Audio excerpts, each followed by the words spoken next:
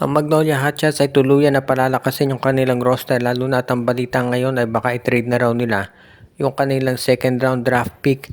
Kapalit naman itong si Maverick Hanmisi.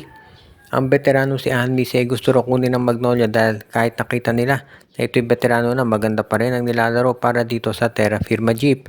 Instrumental si Hanmisi sa huling panalo ng Terra Firma kontra sa NLEX Road Warriors, at yan ang dahilan kung ba't maraming naniniwala talaga na mukhang ready na itong si Maverick na bumalik dito sa mga teams ng SMC.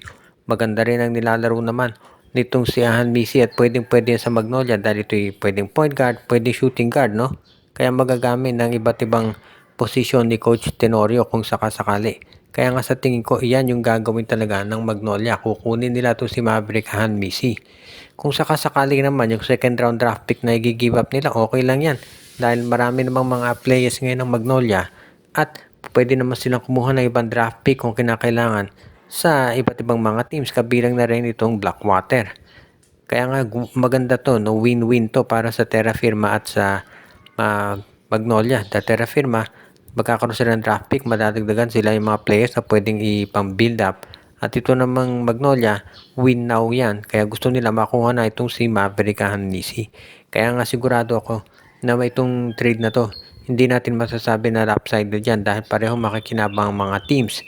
Kaya nga itong si Coach Tenorio, sigurado ko excited na yun na makuha si Maverick. At si Maverick naman syempre, excited na yun mapunta sa isang legitimate na title contender katulad nitong Raynors, nitong Magnolia Hotshots na siguradong nag-aabang na yan. Posible na mga kampiyonato na kanila nang makukuha dahil kinakailangan na talaga mag-champion ng Magnolia dito sa PBA dahil may halos 8 seasons na silang hindi nananalo ng Corona.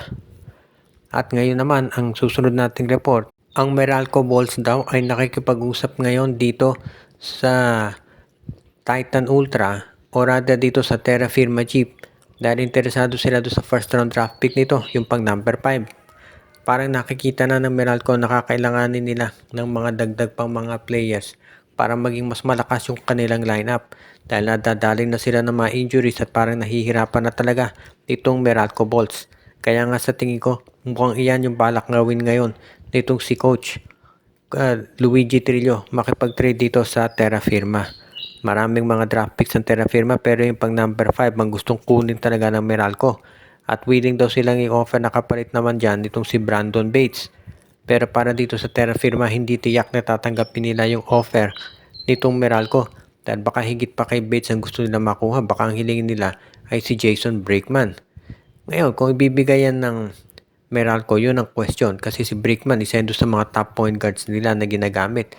Alam natin maraming guards sa Meralco. Nandiyan si Brickman, si Newsam, si Chris Banquero, si Aaron Black. So baka isa dyan talaga yung hihilingin ng Terra Firma para may kasama na si Wami Tiongson.